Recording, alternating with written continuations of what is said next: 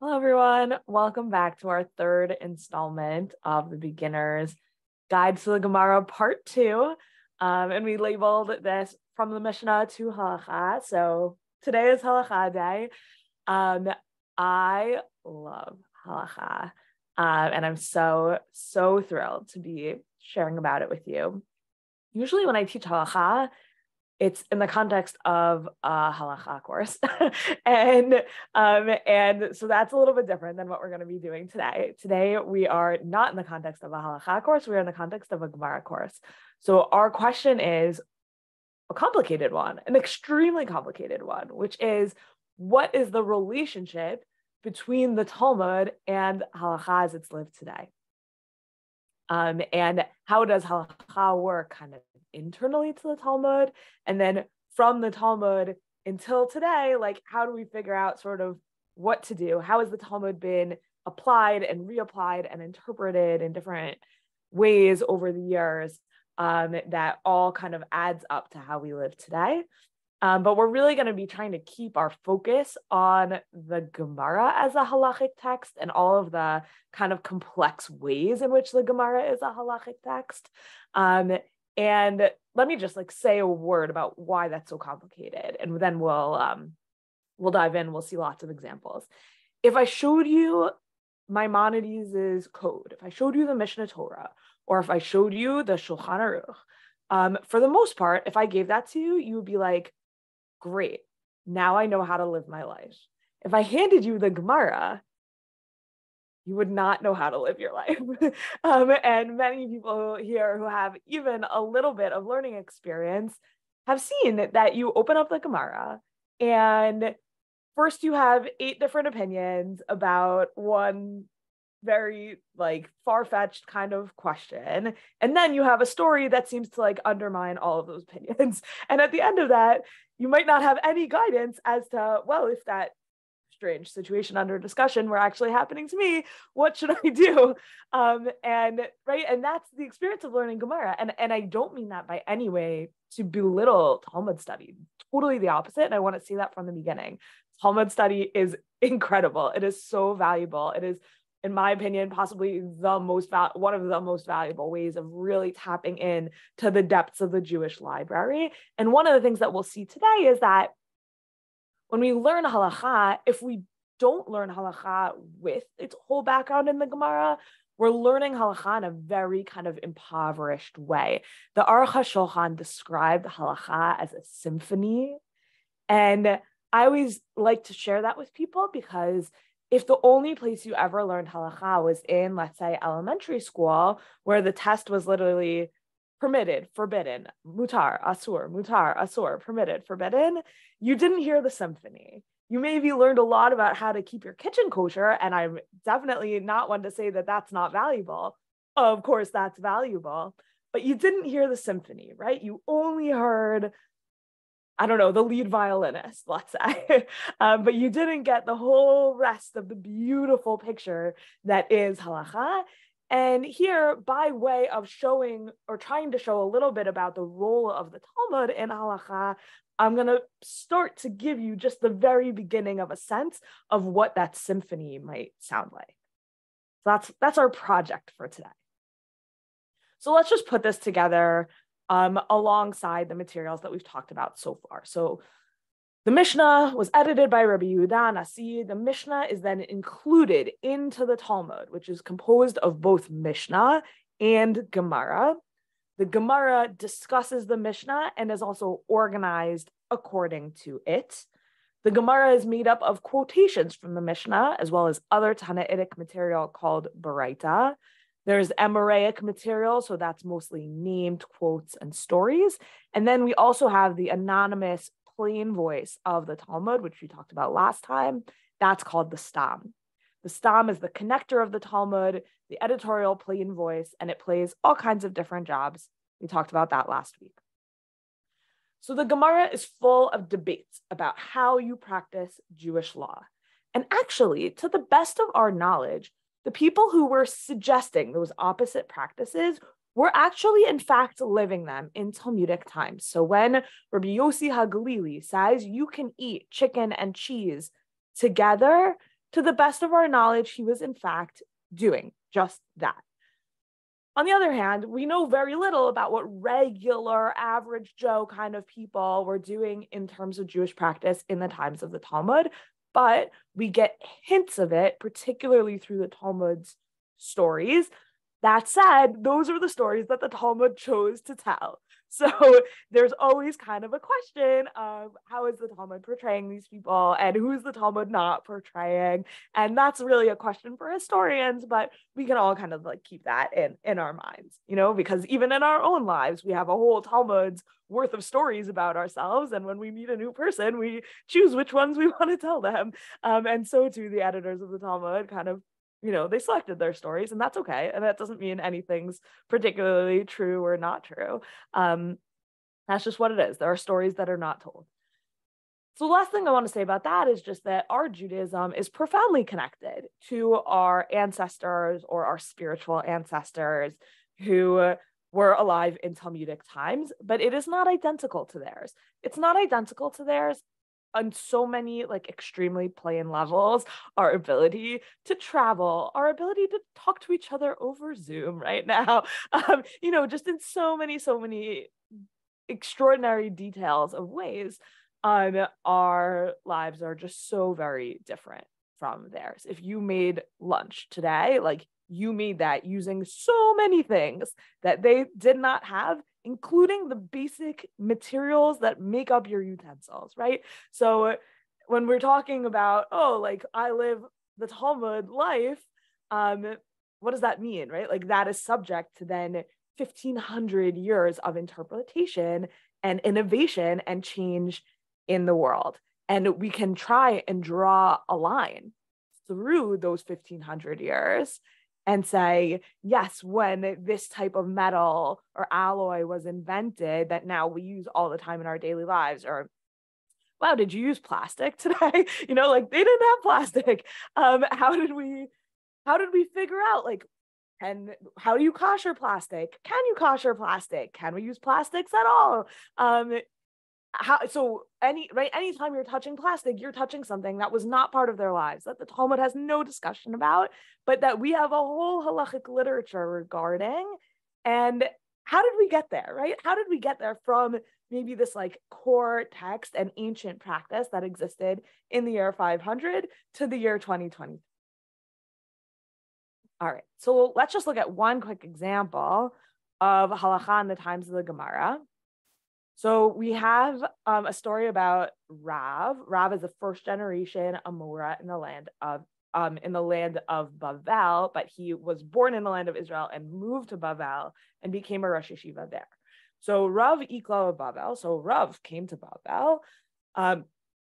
Chazanu de Kakaru Halela Beresh Yarcha, and he saw that they were saying Hallel on Rosh Chodesh. Rosh Chodesh is coming up this week, so maybe this will be a little. You can keep this in your mind when you say Hallel this Rosh Chodesh. Savar la'af sukinhu. Rav saw that they were saying Hallel, and he said, "Oh my gosh, that's not okay. I should stop them." He thought I should stop them. But then Kevan dechaza dekam medalge daluge. Once he saw that they were omitting portions, so maybe in your Siddur, what that means is that, those paragraphs in your Siddur that say omit on Rosh Chodesh and the last couple of days of Pesach and blah. So that's what we mean by Hallel with skips. Those pieces are actually continuous with the parts we say. If you opened up the book of Tehillim and wanted to say Hallel, you would be like, wait, this part you don't say on Rosh Chodesh, but it's actually just so continuous with the part we do say. How does this make any sense? And this is the answer, that the practice was that it was almost like a new practice or just a Bavli practice to say Hallel on Rosh Chodesh. Rav came from Eretz Yisrael and he didn't even recognize it. And he thought, wait, hold on, it's wrong. They think it's Yantiv. And on Yantiv, you say Hallel, but you don't say it on Rosh Chodesh. And he thought he was going to stop them, but he saw that they were doing this funny thing where they were skipping parts. And then he said, Amar Shma Mina Minhag Avotehem Beyadehem. He saw, they are maintaining the customs of their forefathers, and he allowed the practice to continue. So what does that mean, right? Would you ever have thought, right? Everyone today says Hallel on Rosh Chodesh. Some people in certain communities don't say it maybe with a bracha, or they only say it with a bracha if they're davening in community. There's a few different practices around that bracha, and like the history of it is so interesting, but not for today. The point I'm trying to bring in is that, right, we want to say, oh yes, our lives are super continuous with the halachic conversations in the Gemara, but here we have Rav, like the famous Rav, who's all over the Gemara. You can't go too many pages without seeing him. And here he is. He didn't know about Halal on Rosh Chodesh, which is a mainstay of all of our lives. And the next thing I want to say is that this principle of minhag avotehem biyadeihem, they are maintaining the custom of their forefathers. The customs of their forefathers are in their hands. That's like a literal translation, is a very beautiful and very important one. And we'll see it reiterated in a few different ways in different kinds of halachic literature. But this idea that the halacha should be brought into alignment with contemporary Jewish practice, and even that we should interpret the Gemara to align with contemporary Jewish practice, is a very important one. It's a little bit controversial.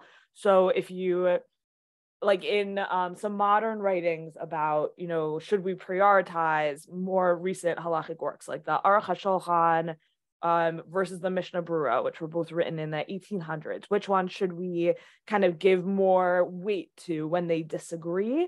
So Rav Henkin writes about that the Aruch HaShulchan paid more attention to contemporary practice, gave it more weight, and therefore we should follow the Aruch HaShulchan when it disagrees with the Mishnah Brura. So right, this idea of minhag avotehem biyadeihem, which we see already factoring into how Rav within the Gemara is paskening halacha, is still very relevant when we are thinking about how to interpret our whole halachic system today and where to give more weight. Okay, so the real question is, like, how do we know what to do, right? I'm a Jew. I want to live my life by Jewish law. I know that that's somehow continuous with the Torah, to the Mishnah, to the Talmud. How do we figure it out? How does halacha work? So sometimes the Gemara tells us, when there's a debate in the Gemara, sometimes the Gemara tells us the resolution to the debate, and we're going to see examples of that happening at the Tanaitic levels of the Gemara, the Amoraic levels of the Gemara, and the Stam levels of the Gemara. But the tricky thing with that is that even sometimes when we have an answer to a debate within the Gemara, later halacha might not follow that. Or it'll at least still be controversial, right? You might have thought, okay, it's so clear in the Gemara, must be that all future commentaries like observe it to be as clearly as it seems from the Gemara. And that's not exactly true. And we're going to see a really shocking example. We're going to see the Tosfot say, yep, we just don't learn halacha from the Gemara sometimes, which is like a really astounding thing for Tosfot to say. And yet also sometimes true, which is why I'm trying to say, this is not simple. It's a symphony, and symphonies are complicated. Often debates are left up to the Gemara's interpreters. So you have a debate that's kind of like standing still in the Gemara, and then the medieval commentators, the Rishonim, maybe they'll come along and they'll choose. So for example, the Rif is a medieval commentator from North Africa. He's printed on the back of almost every Gemara you could possibly buy that doesn't have English translation in it, has the Rif in the back. And the Rif's entire book is that he just erased every position in the Gemara that he didn't agree with. So imagine like that you took Harry Potter and you cut out like 80% of the words and then published it as your own book. Leah Sarna's Harry Potter with 80% fewer words. I took out all the words I didn't agree with. That's the Rif's Gemara, but he calls it a halacha book. And so what he did is, unlike Maimonides, who totally just interprets the Gemara, rewrites it, transforms it into his own code, the Rif just erased every half of a debate that he thought wasn't the halacha. And that's the Rif, which is pretty incredible. So that's the practice that a lot of commentators do. They don't do it in quite that same genre. Sometimes they'll just say the halacha is like this, the halacha is like that. But they'll choose between the debates, between the parties in a debate in the Gemara. But the medieval commentators will then disagree with each other. So let's say you have Rabbi A and Rabbi B in the Gemara disagreeing with each other, and then you have commentary A lines up with Rabbi A, commentary B lines up with Rabbi B, and then you're still basically left where you started, even though both commentary A and commentary B thought that they were being decisors between Talmudic Rabbi A and Talmudic Rabbi B. But I, as a consumer of both the Talmudic rabbis and the commentators, am still sort of left not quite knowing what to do in that instance. And that is quite common. And when you have commentator A and commentator B, depending on who they are, but that will often lead to then divergences in Jewish practice up until today, particularly if one of those commentators, let's say, is Maimonides, and if he has maybe what today we would say is an unusual opinion compared to all of the other medieval commentators, but Yemenite Jews more or less follow Maimonides no matter what, which then means that you're going to have people, Jews alive today with fully halachic practices, following that position that when laid out on the schema of all the other medieval commentators is potentially a minority position. That's still going to be a live position on the table, lived by Jews today. Okay, so that's our second bullet point here. The next thing that can happen is that we'll have these undisputed statements in the Talmud, but they're adapted to new circumstances by the commentators. We're going to see a really beautiful example of that later today. And it's Pesach relevant, so it's a particularly good one.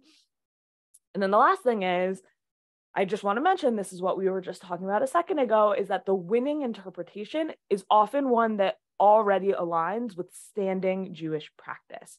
So there's really this idea amongst many, but not all, commentators and halachic decisors that the best interpretation is not the one that maybe like logically or grammatically makes the most sense. It's the one that gets you to the dignifying of standing Jewish practice. How do I know? How do I read the Gemara and know what the right interpretation is? The right interpretation is the one that is lived out in the practical wisdom of the Jewish people. That's the correct interpretation. And that's like the standard that we look for. And we'll see an example of that as well. Okay, so I've been saying this already, but here we have a slide that says it again.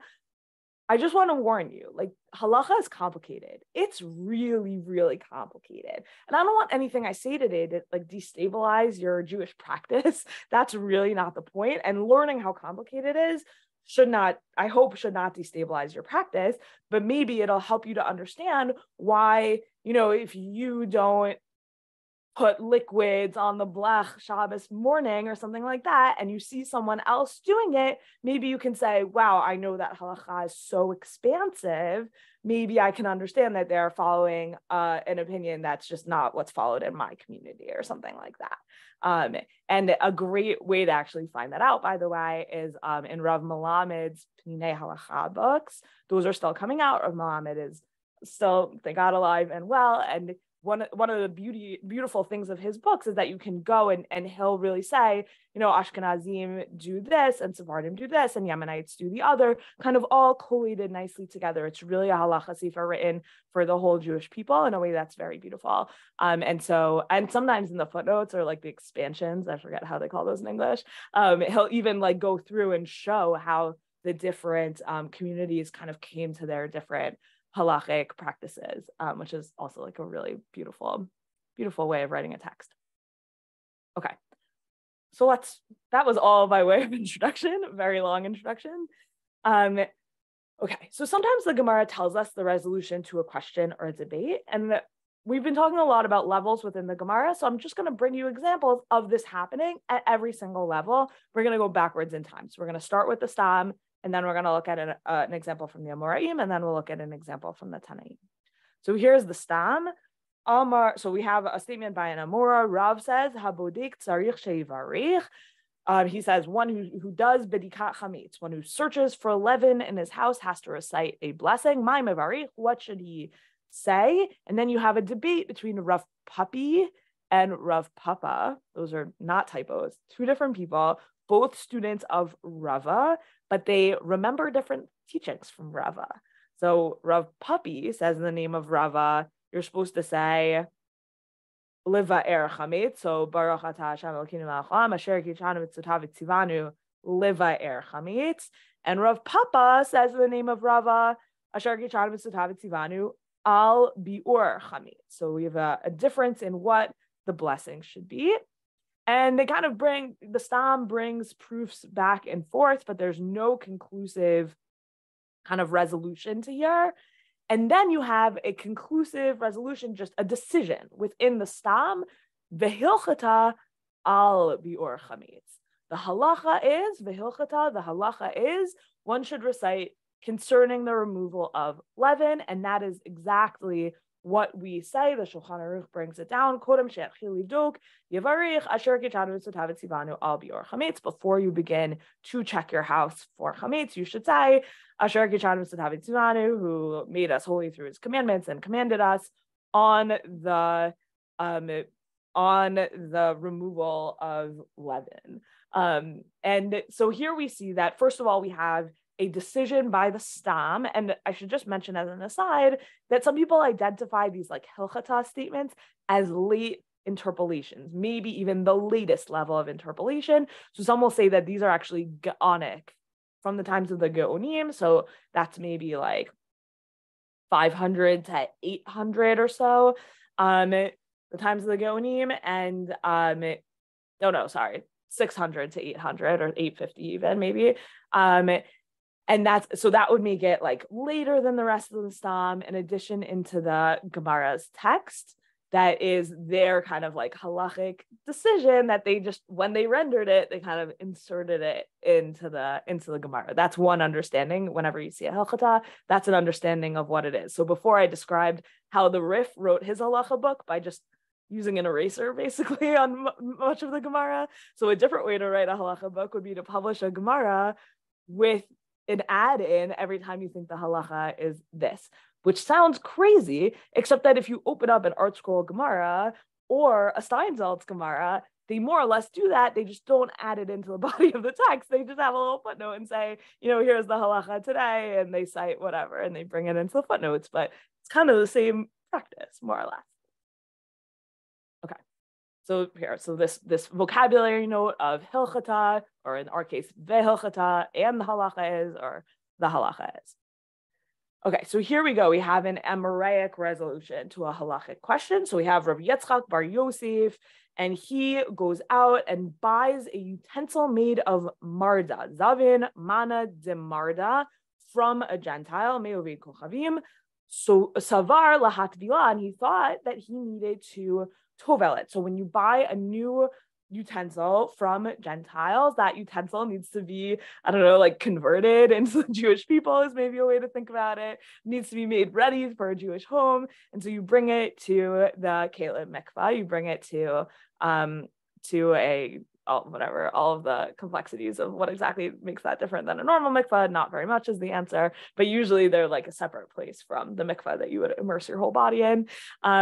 And so he thought that this utensil made out of marda, which is earthen, made out of earth and dung, he thought maybe since he got it from a Gentile, he would need to bring it to the mikvah. And then one of the sages, like his friend, Amar lehahu mirabanan, and we know what his name is, Rabbi Yaakov Shmei, said to him, Ledidi mefarsha liminei to Rabbi Yochanan, Kli matachot amurim baparsha. And he said, no, hold up. I have this teaching from Rabbi Yochanan. And we think that this guy, Rabbi Yaakov, probably was an Amora from Eretz Yisrael, who maybe happened to be in Bavel and talking to this guy because he has that title, Rebbe, and he carries with him a teaching from Rabbi Yochanan, who's an Eretz Yisrael Amora. So that seems likely. So we have him saying, no, wait, I have a teaching on this subject, and the teaching is that only metal utensils require immersion. They are the utensils that are mentioned in the Torah when we have immersion of utensils in the Torah, which is a whole other story. We're not going to get into it. So here we don't see like a hilchata or the Gemara saying, here is the halacha, but we just have a conversation between two Amoraim quoting a third Amora. The Talmud never tells us decisively this is the halacha, And in fact, it is the halacha. This statement by Rabbi Yochanan, it gets expanded in the next line by Rav Ashi, who says, oh yes, and glass is like metal. So now we tovel metal and glass. We bring metal and glass, new utensils to the Keilim mikvah. And here we have it in the Shulchan Aruch, one who acquires from an idol worshiper a meal vessel of metal or glass, vessels covered, whatever, even though don't buy vessels covered in lead, not recommended. Even though they're new, you have to dunk them into a mikvah. That becomes the halacha. But if you were to buy a utensil made out of marda, mixture of earth and dung, you would not need to bring it. And that's just a kind of an easy model of, wow, this seems like it's just a conversation. The Gemara never says hilchata or halacha ke somebody or anything like that, but we learn the halacha from this conversation. Okay, here's a more complicated one, and it's going to get even more complicated. So hold on to your horses. So here we're going to see a Tanaitic debate in the Mishnah that's then actually going to be resolved, or seemingly at least resolved, by a statement in a Baraita by other Tanaim. And then we're going to see it all get turned on its head. But let's see it for now. So we have the Mishnah that's going to say, so it seems like we're talking about a Zav and a Zava. And I just want to remind everyone that in our current day practice of Nida, the laws of Zava apply to all of us. That's a move that has not yet happened in the Mishnah's time, but happens by Rabbi Zera in the Gemara's time. Rabbi Zera blames it on the women, but we're going to call it Rabbi Zera. But so when we learn about Mishnayot, about Zava, just in your head, just say, oh, Nida, because nowadays those two categories are practiced as the same, and who knows what we'll view when the temple is rebuilt. Okay, so the Mishnah says, Hazava, Zava, Sherbad Kuatman, Biyom Rishon, Matzu Tahor, Viyom Hashvi'i, Matzu Tahor, Vishar Hayamim Shabenatayim, Lo Badku. So the case is you have a Zav or a Zava, man or woman with an emission, and they are observing their 7 clean days. And the Gemara said, and the Mishnah says, they did an internal check to make sure that their days are actually clean days on day 1 and on day 7. And both of those internal checks were clean, but they didn't check at any point in between day 1 and day 7. What are they supposed to do? What happened? So Rabbi Eliezer says, yep, it worked for them. Harehan bechazkat tara. Rabbi Yoshua says, "Ein lahem ela yom rishon v'yom shvi'i bilvad." Rabbi Joshua says they've counted the first day and the 7th day, and now they need another 5 days. So day 1 counts for them, day 7 counts for them, but it counts for them only as the 2nd day because to Rabbi Yoshua, 7 clean days are defined by checks. So if you didn't do a check, then it doesn't count, but it also doesn't get in the way of your count. Versus Rabbi Akiva, who says, Ein lahem ela yom zayin bilvad. Rabbi Akiva says 7 clean days, each one needs a check, and they have to be in order. So the 7th day can count as day 1, but now they need another 6 days with checks on each day, says Rabbi Akiva. Okay. So now we're going to see a Baraita. Those are all 3rd and 4th generation Tanaim, Rabbi Eliezer, Rabbi Yoshua, Rabbi Akiva. And now we're going to see a conversation amongst 5th generation Tanaim in the Braita. So the Gemara brings a Braita, Tani, Rabbi Yossi, Rabbi Shimon, Amrei. So Rabbi Yossi and Rabbi Shimon say together, Nir'in divrei Rabbi Eliezer, midivrei Rabbi Yoshua, v'divrei Rabbi Akiva, midivrei Kulan. Rabbi Eliezer's statement seems more logical or stronger or makes more sense to us than Rabbi Yoshua's idea. And Rabbi Akiva's opinion makes the most sense out of everyone. Aval halacha ke Rabbi Eliezer. Nevertheless, the halacha is in accordance with the opinion of Rabbi Eliezer. Seems really decisive, right? Halacha ke Rabbi Eliezer told to us by Tanaim. Like that's a really early level of decisive kind of halachic decision making. All right, and right, we have this language halacha ke. The halacha is in accordance with. And yet, that's not how the Shulchan Aruch and others understand the halacha to be. So here's how the Shulchan Aruch says, every day, kol yom mizayin yemei hasfirat tzarich liot bodaket lechatchila pamayim b'chol yom. So ideally, during the 7 clean days, she has to check twice every day, once in the morning and once towards the evening. V'im lo baka b'kol hashiv'a ela pam echad. But if she only checks during those 7 days one time, it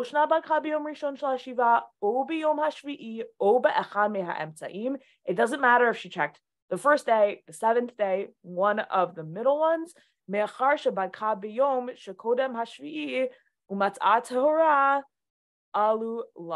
As long as she checked on any one of those 7 days and was found it to be clean, then she can rely on it. But if she doesn't check any of the 7 days and then she checks on the 8th day, it doesn't count for her and she has to start again. And that 8th day can count as her day one. And then she has to mishalemet alav, like she has to complete the 7 days on it. And then, so from that whole part in the Shulchan Aruch, it seems like what's the fewest amount of checks a person can do? They can do just one check during their Shiva Nikiyim. So for those of you who are holding in Hilchot Nida, that would still mean that she needs to do a Hefsek Tahara on the end of her Nida days. And then the beginning of her clean days of her Shiva Nikiyim, she can do one check for all the 7 days and it counts, says the Shulchan Aruch. But hold on, because we literally just saw the Mishnah say, or the Baraita say about the Mishnah, we hold by the opinion of Rabbi Eliezer. Rabbi Eliezer says, nuh-uh, you need to do a check on day 1 and a check on day 7 minimally. Crazy, right? It seems like the Shulchan Aruch, it seems like the Gemara has a psak from has a decision from the Tanaim about this halachic debate. And that is a decision about the minimum number of checks required during the 7 clean days of a person's Nida cycle. And then the Shulchan Aruch comes along and says, I think you can do even one fewer, and I think it can be on any day. That's crazy, right? That's wild. So the Shulchan Aruch brings that opinion in, brings in the opinion of that Baraita as a Yesh Omrim, as a some who say, there are those who say, so here's that, Yesh Omrim shetzarich shetivdok b'yom rishon mihashiva ubiyom hashvi'i. Some say she needs to check on the first day and on the 7th day, ve'ein lahakel, and you cannot be lenient beyond that. However, we have an interpretive principle about the Shulchan Aruch, which is that when you have a plain voice in the Shulchan Aruch and a Yesh Omrim and a some who say, the halacha is like the plain voice. Like halacha is like the first voice in the Shulchan Aruch. That doesn't always apply because it's halacha. Why would we have rules? But that applies often. And it's sometimes interpreted to apply even here. So here we have the Shulchan Aruch doing something that's very surprising. And the Tosfot on Nida 68b kind of spell out the situation explicitly, and they just say, yep, ein lemedin halacha mipi hashas. They say, we don't learn halacha from the mouth of the Talmud, which is wild, because if not, then where do we learn it from, right? Like, that's just a totally crazy thing to say, and yet that's what the Tosfot says. Amazing. But I think the way to interpret that is not to say, oh yeah, the Gemara doesn't matter. Why am I learning the Gemara? Let's throw the Gemara out the window. Like, no. And I don't think that's what the Tosfot said. The Tosfot appear on every single page of Shas. Do not think for 1 second that they didn't care about it or that they thought you shouldn't study it. But I think what it is to say is Rabbi Dr. Eliezer Berkovitz has this line that he says, a person shouldn't be a Karaite of the oral law, which is to say, don't assume that you can just like read the Talmud and know how to fully be a Jew based on your plain interpretations of these texts without the next 1,500 years of lived Jewish tradition and Jewish library and interpretive tradition that came after it. If you want to know how to observe Jewish law, reading the Talmud alone will not get you there. However, it's still a crucially important piece of the halachic puzzle. And in so many ways, it's the foundation of the halachic puzzle, but it's also only the very beginning. And so if you are studying halacha, you need to study Talmud and then also study the next 1,500 years of commentary in order to determine how we should live Jewishly today. So I mentioned at the beginning that there are often debates in the Talmud that continue into the commentaries and then continue even until today. So let's look at one that you may well be very familiar with. Here we are talking about how long to wait between eating meat and eating dairy.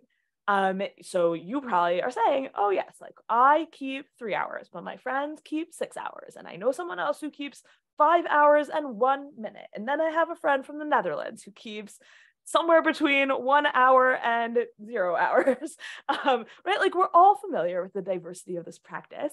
And did you know that that diversity goes back even to the Gemara itself, and then you can really trace it through time in all of its many complexities. So where does it come from? Let's start in the Gemara. We're Cholin 105a. Ba'amine Rav Asi mi Rabbi Yochanan. Rav Asi posed a dilemma to Rabbi Yochanan. How much time should one wait between eating meat and eating cheese? Amar le velo klum. Rabbi Yochanan said to him, no time at all. You might remember that 2 slides ago, we had a statement brought by Rabbi Yochanan, and that's just like, that's the halacha up until today. If you have a bowl made out of poop, you don't have to tovel it. Sorry, dung. Right, but here we have Rabbi Yochanan saying, how long do I have to wait between meat and cheese? 0 time, says Rabbi Yochanan. Opinion number 1. Opinion number 2. Amar Rav Chisda, achal basar asur le'echol gvina. If you eat meat, then you're not allowed to eat cheese right after. But gvina mutar le'echol basar. But if you've eaten cheese, you're yes allowed to eat meat. Amar li Rav Acha bar Yosef le Rav Chisda. Rav Acha bar Yosef says to Rav Chisda, basar shabin hashinayim mahu. In the case of meat that is between the teeth, what's the halacha? Karyolei habasar odanu ben shinayhem. So Rav Chisda read him about the following verse. Well, the meat was yet between their teeth. This is about the Slav. And Rashi understands this to mean this verse indicates that even when the meat is still between one's teeth, it's still considered meat, and therefore you can't eat cheese until that meat has been removed. So maybe Rav Chisda would say, first of all, Rav Chisda says you have to wait. Second of all, you can't have any meat in your teeth anymore. And like as an aside, I cut out like the Gemara that came before this, but there's also a whole discussion about whether like washing or wiping out your mouth, doing that. There's still people today who very much have that custom of doing that between cheese and meat, by the way. So that's part of this whole conversation. I just kind of like edited it down for the purposes of this slide. But when you open up Cholin 105a and it's a little bit more complicated than what I'm bringing for you here, you'll know that that's why. Okay, and then this 2 more opinions. So we have Mar Ukva. He says, Ana laha milta chala bar chamra. This is like a really beautiful phrase. He says, with regards to this matter, I am like vinegar, the son of wine. I'm worse than my parents. Legabe Abba, vis-a-vis my dad, the ilu Abba, ki hava achil bisra, ha'ina lo hava achil gvina ad lamachar. Because my father, if he ate meat at this time today, he would not eat cheese until tomorrow at this time. The father of Mar Ukva says you got to wait 24 hours between meat and cheese. The ilu ana, but me, bahasu data hudalo achilna, lasudata acharina achilna. But as for me, only at this meal during which I ate meat do I not eat cheese. But next meal, tomorrow, different meal, or not tomorrow, next meal, like I had meat for lunch, I can have cheese for dinner, says Mar Ukva. And I would just point out that I just gave a really bad example because in Talmudic times they ate 2 meals a day. So breakfast and dinner, let's say. Okay, so what happens next? So we have a debate about when you can eat meat and how much time you have to wait between meat and cheese. So the Rambam says, Misha achal basar betchila, the person who ate meat first, lo yachal acharav chalav, ad sheyeh beinam kedei shiur seuda achari. You should not eat dairy afterwards until you wait between them the length of time between meals. So if he had just said that, then it would be clear that he seems to have the opinion of both Rav Chisda and Mar Ukva. And then he does a next interpretive step, which is V'hu kemo sheisho. And this is something like 6 hours, mibnei habasar shel bein hashinayim, because of the meat that's still in his teeth. And that's a Rav Chisda concern, that meat that's still in your teeth. Mar Ukva says you have to wait from one meal to the next meal. So we take Mar Ukva and we take Rav Chisda, and it combined them, and then he adds in a number count, which is like 6 hours. By the way, if you've ever met someone who keeps 5 hours and 1 minute, that person's position, we think, traces back to this Rambam, this Kumoshi show in the Rambam. Okay. But then you have Tosfot who say, Lav besudata shregilim lasot achad shachari v'achad arvi, not standard meal like you make one in the morning and one in the evening. Ela afilu la'alter im sili kashulchanu birech mutar delo plug rabbanan. Rather, even immediately, you ate a meal, then you cleared the table, you said birkat hamazon. Now you can eat your second meal, and the rabbis didn't distinguish. This slide says meat, but it should say cheese, and I'm super sorry about that. Right? You ate meat at a meal, you cleared the table, you benched, now you're having a next meal. It doesn't matter what it is, you can eat cheese at this meal. The Tosfot say it's actually the opinion of Mar Ukva and a little bit of Rabbi Yochanan. It has to be a different meal, but you actually don't have to wait, and we're not concerned about stuff that's stuck in your teeth. It's just about making a separation. So as we previously mentioned, these debates still live today. You might have noticed that nobody so far says 3. The earliest commentary that I know of that talks about 3 is the Pri Chadash in the 1600s. He's also the earliest person that he knows of to write about it. And he tries to make sense of it that, well, like if the days are really short and you're really far in the north and you're eating 2 meals a day, then really it's only 3 hours. In the wintertime, then really it's only 3 hours between meals in the winter. And so then it became 3 hours. That's the Pri Chadash's understanding of the 3 hours. So if your family comes from somewhere where the days are really short in the winter, maybe you only keep 3 hours. That's what my family does.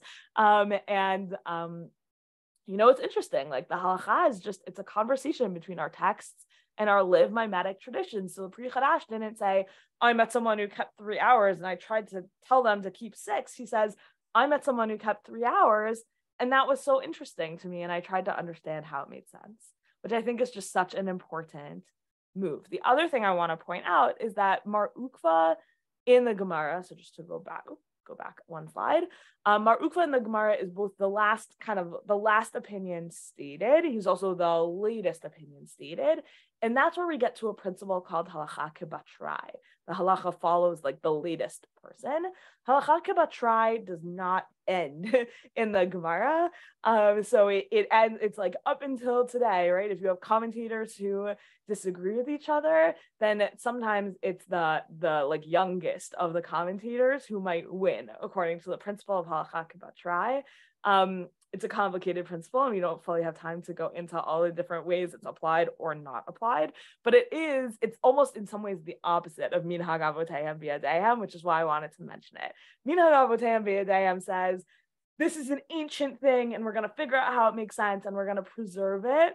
Halacha Kebatrai says, the least ancient thing is actually, like, the latest thing is what's going to take precedent. So just to show that we kind of give weight to both ends of the time spectrum in terms of our conversations about halachic decision making. All right, so next I want to show you a case where we have an undisputed statement in the Talmud, but it's going to be adapted to new circumstances. So this is a statement where you don't have like Rabbi A says this, Rabbi B says that in the Gemara. That's what we saw in the last example, where we have a dispute in the Gemara that lives on into lived customs in our own communities today. Here we're going to see an undisputed statement that's going to be adapted to new circumstances. So we have this statement in Psachim 108b, Isha etzel ba'ala lo baya hasiba. A woman who is with her husband is not required to recline at the Seder night. Ve'im isha chashuva hi tzricha hasiba. If she is an important woman, she is required to recline. So the Talmud here, it's not a debate. It's just 2 categories of women mentioned: women who are married and important women. So when you have 2 categories like this, you have to wonder, like, are they opposite to each other? Could a married woman be important? Potentially, of course. And those are all interpretive questions. It seems like one potential plain reading of the Gemara would be that there are married women, and then there are like widowed women who are then property owners or who have some independence, and that's what is defined as Isha Chashuva. It's rare for women to have that type of independence. And that would then give them their own kind of Isha Chashuva category, but it's not clear that that's what the Gemara is talking about. And if these are like exhaustive categories and all women are either an Isha Etzel Ba'ala or an Isha Chashuva, I don't know what you tell your 12-year-old, because she's probably not that Chashuva, but she's probably also not married. So again, like there's lots of, openings for interpretive questions here, but I just want to show you what happens to it, which is as follows. So the Rashbam in in France, he interprets it as Isha einat tzricha hesiba mimnei emat ba'ala v'tzufalo. A woman doesn't need to recline because she's in awe of her husband. She's submissive to him. Maybe she doesn't really have freedom vis-a-vis her husband, so she doesn't recline when he's around. That's the Rashbam. But then only like 150 years later in Germany, you have the Mordechai who says, Kulhu nashim didan chashuvot ninhu betzrichot hasiba. All of our women are important and they all need to recline. So it seems like the Rashbam 150 years earlier and in France says, yeah, like actually this is the relationship between women and their husbands, and it gets reflected in whether they recline at the Seder, and it 100% makes sense. And the Mordechai says, not in my society, this doesn't make sense. In my society, all of our women are important and they all need to recline, and that's what makes sense for me. So it doesn't mean that the Mordechai is arguing against the Gemara. What it means is that he's interpreting the Gemara onto his own day. He says the Gemara has a category of Isha Chashuva, and he says, look around. I see that category everywhere. All of the women in Germany in the late 1200s, they're all important. Great, shkoyach, everyone needs to do hasiba, and the Ramah paskins that halacha for Ashkenazim. So if you're an Ashkenazi woman, you should be leaning at your seder. Okay, next. Often undisputed statements in the Talmud are interpreted in ways that are guided by Jewish practice. So we'll have a statement, it seems clear from the Gemara what it is, but then we'll see, maybe it's up for some interpretive debate. And if between option A and B, interpretive option A and interpretive option B, if B is what people are doing, then that's what will follow. So here we have an example. The Mishna says you're not allowed to place meat and cheese on the table together. We're in Chulin 107b, meat and cheese on the table together at the same time. By the way, the Mishnah mentions we don't mean like a countertop. We mean a table that we're eating on. But the Mishnah also says you're allowed to wrap up your meat and cheese in one cloth so long as they don't touch each other. And then Rabbi Shimon ben Gamliel says two people at an inn, they're actually allowed to eat at the same table, one of them meat and one of them cheese, without hesitation, and we don't worry about it. So on the one hand, we have this rule, you can't eat meat and cheese on the same table together. And on the other hand, Rishon ben Gamliel says, we actually have, there's an exception. And that exception is if you don't know each other. And the Gemara is going to interpret the first half of the Mishnah and the second half of the Mishnah to be related to each other. So the first half of that Mishnah was about tying them up, putting them in the same lunchbox. And the second half, where you're allowed to, as long as there's a divider, they're not touching each other. And the second half of the Mishnah is about two people who don't know each other, who have nothing in common with each other. One of them is eating meat, one is eating cheese, and they're allowed. So the Gemara says, we have a brayta that's taught to the same effect, or Rishon ben Gamliel says, two guests are staying at the same inn.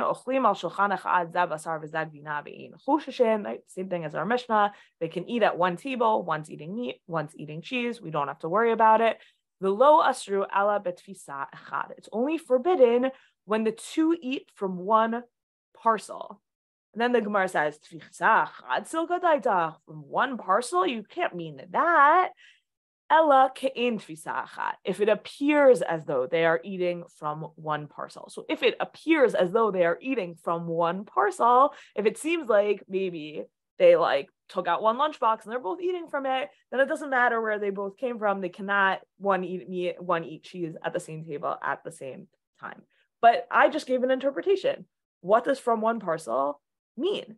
So Tosfot here, and I'm not going to read it inside, Tosfot here brings two different potential understandings of a parcel. So one is it's one parcel if there's no divider, and two is it's one parcel if it looks like the foods were purchased together. Now, if you go by interpretation number one, it's one parcel if there's no divider, then if you have a divider, you can eat meat on the table, I can eat cheese on the table. But if I'm eating my cheese under a placemat, so there's a divider, there's a way of recognizing that I'm not going to just like be eating off your plate, then it's totally fine. If we're using different placemats, I can eat meat at the table, you can eat dairy at the table, and that's allowed. That might sound familiar. That's what a lot of people do. But if you think it's about, does it look like we purchased them in one shopping trip, then no amount of placemats is actually going to help. So here what we see is that we have an interpretive question. We have a statement in the Gemara that you can't eat together if it seems like ke'in tfisa achad, like it's one parcel. And then we have Tosfot bringing two different potential interpretations of what a parcel is, what makes something one parcel. Is it that there's no divider, or is it that it was purchased together? And then Tosfot say, the common custom of his day, right? Therefore, the practice today is to follow interpretation number one. So he says both of these interpretations seem like really decent interpretations of what the word means, what a parcel might be, but the common interpretation must be number one because we see that people are eating meat and dairy on the same table just by using different placemats. However, that's the Tosfot. And he says, this is what people do. Rambam says, Rambam is not interested in that. He explains the Gemara and he does not discuss local custom. He says there's no option. Two people who know each other are not allowed to eat dairy and meat at the same table at the same time. I don't care what kind of divider you put up, not a chance. That's the Rambam, because he isn't as invested as a halachic decider. He's much less invested in what the common custom is. The Shulchan Aruch, on the other hand, actually, in this case, the Shulchan Aruch almost always follows the Rambam. The Shulchan Aruch really admires the Rambam, as do all of us. But in this case, he paskins like the Tosfot. He says like the Tosfot. And in the Beit Yosef, which is written by it's a more expansive commentary on the Torah, written also by Rabbi Joseph Caro, and it predates the Shulchan Aruch. He explains his reasoning, and he says, V'chein ama dvar. This is how the nation has conducted itself. This is how the nation has like spoken or done. And that carries a lot of weight with the Beit Yosef. If you have, maybe this interpretive possibility is better, but if everyone's using placemats so that one person can eat meat and one person can eat dairy at the same table, and I can figure out how it makes sense to read that into the Gemara, that's of course what we're going to do. And so in this case, the Shulchan Aruch follows the Tosfot in this like interpretive line. Okay, I know that was a lot and that was like really complicated, but the point was this: we have an undisputed statement in the Talmud. There's two possible interpretations of that statement. One of them would allow for common custom, and Tosfot say like this is our preference. Rambam doesn't care very much for common custom and doesn't even mention the other possibility, but the Shulchan Aruch breaks from the Rambam, goes with the Tosfot, because in his time as well, V'chein ama dvar, this is how the nation has conducted itself. Maggie's eating meat on the table with a placemat, I'm eating cheese on the table with a placemat, and that's allowed at the same time, even though we know each other. Okay, where do I find all this stuff that you're talking about? Cool. So we talked about this in the previous series, that on the page of the Vilna Shas, you have what's called the Ein Mishpat. The Ein Mishpat will direct you to the Rambam and the Torah Shulchan Aruch, because as we discussed in the first class of this series, they have different numbering systems. So you need the Ein Mishpat to get you from the Gemara to those. However, there's also a lot of commentaries that align with our numbering system of the Gemara itself. So that's Rashi, Tosfot. Earlier today, we talked about the Rif. If you go onto Sefaria, they'll give you awesome links to other halachic literature. Art Scroll and Koran have footnotes, lots of ways to get there. I'm going to have to breeze through this next section, but it's really interesting and we can talk about this another time. What are you supposed to do when you don't know? I read the Gemara. The Gemara made no sense to me. I don't know how to apply it to my life today in such and such a question. What am I supposed to do? You write a letter to a rabbi. So a really cool early example of this is the Seder Rav Amram Gaon. Rav Amram Gaon was the head of the yeshiva in Mata Machasea, which is like a suburb of Sura in the 1800s. Communities in Spain wrote to him saying, "Dear Rav Amram Gaon, we don't know how to daven. Will you show us how?" And his response is basically the first Siddur. So most responsa literature is local rabbis who are themselves learned community leaders writing to the heads of yeshivot or the luminaries of their day saying, "I've learned as much as I can about this subject. I still don't know what to do. Will you teach us what to do?" Also today, because the world keeps changing, there's responsa literature that's ongoing. There's an amazing Israeli organization called Mishivat Nefesh. It's a subsidiary of Beit Hillel, and you can write some in Hebrew. And they give these beautiful responsa, and you can go to their website and read these amazing responsa written by these amazing women, Talmidot Chachamim. So here's an example.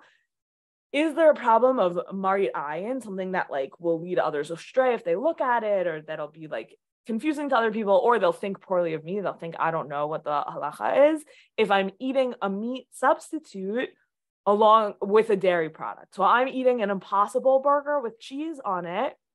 Am I allowed to do that? Like, what is the halacha? Is that allowed? So Rabbanit Leah Sarna writes back, and she ultimately permits it because you would be eating it on a dairy plate, and everyone today knows about Impossible meat and all of that. She has all these reasons, but I just wanted to just quickly point out for 1 second that she marshals incredible evidence in this direction with a lot of creativity. So she brings in a parallel discussion from the Maharshal, Rabbi Shlomo Luria in the 1500s, who talks about cooking chicken in almond milk. And he says that you need to have some almonds there. And where does he get that from? He gets it from a Gemara in Kritu 21b, where they are talking about fish blood, because other animals, any like chickens or cows or whatever, you're not allowed to eat their blood, but fish, you are allowed to eat their blood. So are you allowed to walk around with a cup full of fish blood? And the Gemara says, well, if you do that, people are going to think that you're like drinking other kind of blood. That's very, very, very prohibited. So the rabbi said you are only allowed to drink fish blood if there's like some scales in the cup, if it's in some way obviously fish blood. And so she and the Maharshal quotes that to say about almond milk. And she says, yeah, so you need a symbol. And the symbol is if you're eating an Impossible meat cheeseburger, you're going to be eating that on your dairy plate. So no problem. You have a signal that it's real cheese and that it's dairy. And I just think it's like this incredible move that I wanted to show you, where you have this Gemara about fish blood interpreted about almond milk in the 1500s, interpreted today to be about Impossible meat cheeseburgers. And that's like the creativity and the beauty of our halachic process. Okay, so just to recap, at every level, the Talmud is always interested in determining the halacha. That said, we cannot simply read the Talmud and know how to live a halachic life. Halacha as we live it today is based on the Talmud, but also on the last 1,500 years of Jewish legal thinking since the Talmud. There are Talmudic debates that are still very much live. I keep 3 hours, you keep 1, someone else keeps 6. That is a Talmudic debate being lived out today. Some Talmudic statements are reinterpreted to match a changing world. You can think about that when you lean at your Seder table. And Talmudic laws about fish blood can be amazingly, creatively applied to fake meat today. But again, that only happens by consulting this vast library of halachic literature that we have amassed since Talmudic times. So the Talmud is big, and it's a life project just to study the Talmud, but the halachic corpus is even bigger. So it's even more of a life project to do both. And also I want to say, like, wow, if today left you so confused and overwhelmed, that's okay. That's the symphony. Symphonies are confusing and they're dramatic and they're overwhelming. But you have to learn how to listen to a symphony, right? And so that to me is find an Iyun Halacha class that's in person or online. If you love it, consider diving deeper. There's so many opportunities, both in America and in Israel, for women to study Halacha in depth today. And you'll know it's an Iyun Halacha course if they start every topic by studying the relevant parts of the Talmud. So when you study Iyun Halacha, it always begins with the Talmud, which then means that really to like study Halacha in this way effectively, you need to learn more Gemara. So here's Hadran's website. You can find all kinds of amazing material. We're about to start Masachet Sota. Masachet Sota is awesome and also so timely for Pesach. The beginning of Sota has all these midrashim on the Exodus. So if you're like, oh, well, why should I study Sota when it's about to be Pesach? No. Sota is perfect for Pesach. The Hadran archive, you can also use it. You don't have to be holding where we're holding. You want to say, oh, it's almost Pesach. I want to listen to Rabbanit Mishal's Shiurim on Masachet Psachim. Amazing. You can just go open up Psachim, or in the and more section here, they're actually going to be putting together recommendations for Passover study. So stay tuned there. And by the way, this isn't the only course Hadran offers. There are lots of other ones. You can also learn old ones that have happened. And there's always new ones coming up. So definitely stay tuned. And in a minute, we will open up for questions. But Maggie, did I miss anything on this last slide you want to add in? I wanted to add that the quiz for the class is ready, so you can also take that. And we wanted to talk, the next slide, just I mentioned that there's a survey. We wanted feedback. So I'm going to send the link in the WhatsApp group and in the chat. So you guys can take 5 minutes and just answer it for us, please. Yeah, super helpful, because if we consider doing this again next time, it will be, that will help us determine like what kinds of topics we should cover. Wow, I see there's been so much activity in the chat. I will look at the chat now for questions. If you put a question in the chat previously, if you wouldn't mind just like re-putting it into the chat so that I don't have to like scroll all the way up to the top, that would be so helpful to me. We're not going to be having people unmute to ask questions though. So just if you have a question, just type it out into the chat, please.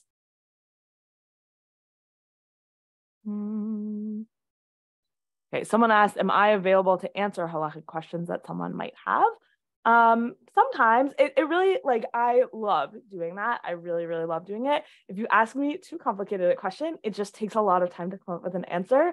And it's currently not my day job to do that.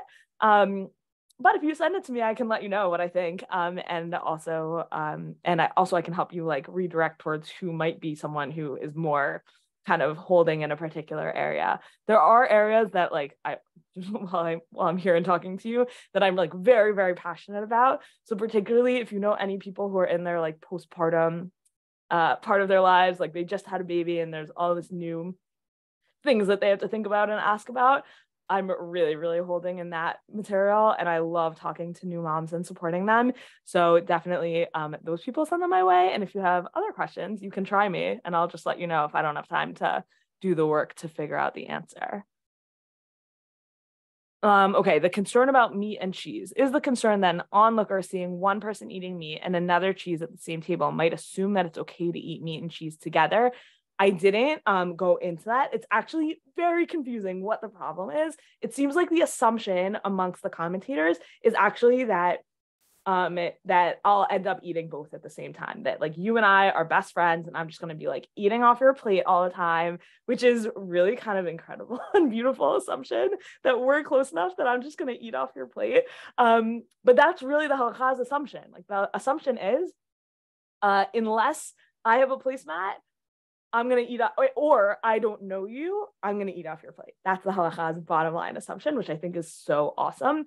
And that for people who are like keeping halachot nida in some way, you might be familiar that there's one of the things that some couples when they're in nida don't do is when they eat together at the same table, they'll put something extra down on the table, and it's the same rationality. It's the same idea that like if we're eating together, that's a very intimate experience where we might be eating off each other's plates, and when we're nida, we don't want to be doing that. So it's all kind of it's all tied up. It's all the same source material that gets brought into both of those conversations. Okay, just going back here. Okay, to the women who are leaning or not leaning at the Seder, right? So Mona mentions women as submissive to their husbands. The word is kfufa, bent over, versus leaning hesiva at the Seder. That's a beautiful reading into the Rashbam. I love that. That's fantastic. Okay, so then the next question, Madeline asks, what takes precedence? Minhag avotenu biadinu, which is to be really worried about, I think you mean Marit Ayin, or the kind of opinion which allows you to eat artificial meat with milk. So good. So that's one of the big questions about Minhag avotinu biadinu. And Marit Ayin is a particularly complicated area because the Gemara also has this sense that Marit Ayin is not a concept that can be applied like just anywhere. It's a concept that is applied in very specific types of cases. And like the rules are like very strict about like how you get around them. So in this case, the same, like what the Rabbanit says is, yeah, like this seems very similar to one of that fish blood classic Marit Ayin case. And the way you get around it there by putting some scales into the cup can be replicated in our day and age by eating it on a dairy plate. Like the dairy plate will serve the same role as the fish scales, which I think is very clever. But if you were to say to me, oh, but my parents had fake meat also, and they did not eat cheeseburgers, I would say, you know, like for you, that might be really valuable to then not put cheese on your veggie burgers as a way of honoring your family's inherited practice. There is nothing wrong with doing that. That's a beautiful way to remember that, like, in some ways, like the truest halacha is the lived one. And if that's what you want to do, then like totally do it. There's no reason why you have to eat a fake meat cheeseburger just because you came to this class and learned about it. Do you differentiate between hard cheese and regular cheese? A lot of people do, particularly people who do something like wait between cheese first and then meat, or who like wash out their mouths between or something. Those people will be stricter with hard cheese. And for exactly the reason that I think is behind Becky's question of hard cheese could get stuck between your teeth the same way that meat can. And so, yeah, it's all that same, like if you open up whatever it was, Cholin 107 or 108, I forget which, it's on the slide. It's all like tied up in that conversation, and then the interpretive tradition kind of coming down from there.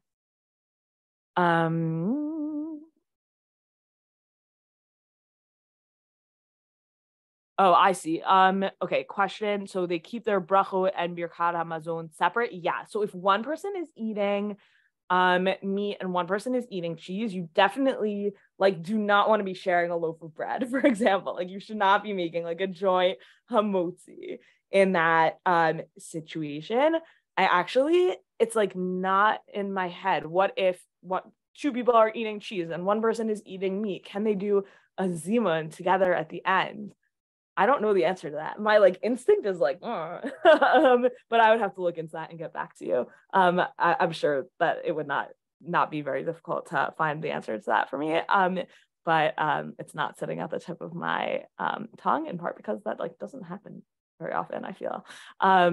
Maybe it does. Maybe it does in your house. My house, that doesn't happen very often. I need to get back to you. But Nikki, feel free to email me, sarna@drisha.org, and I will get back to you. Okay, that is all the questions I saw. Thank you for the smile, Ruthie. And okay, so definitely please fill out the feedback form. Particularly, I think, you know, it's been a long time since I was a Gemara beginner, thank God. And it's sometimes I spend when I'm preparing for these courses, I'm like trying to get into the mindset of like, what does it feel like to be a beginner? What are the questions? But instead of me just guessing at what that's like, you could just tell me. Okay, Maggie, apparently maybe there's like a link problem or some kind of permission access with the form. Maggie's on it. Thank you, Maggie. I'll take care of it. Yeah. But really do fill it out, particularly the part where it says, what should we talk about next time? It'll be so helpful for me and for the Hadran team. So we really appreciate you taking the time.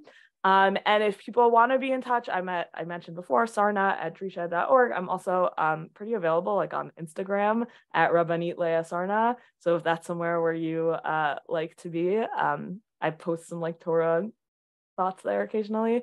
And yeah, this is such a pleasure to be back with Hadran and with such a receptive and joyful audience. I really love teaching these classes. So thank you all so much. And thank you, Maggie, for all the hard work. You might have noticed the slide upgrade between last year and this year, and that's all Maggie, and she puts hours and hours into it. So really, thank you. I think it really shows and raises up the level of the whole project.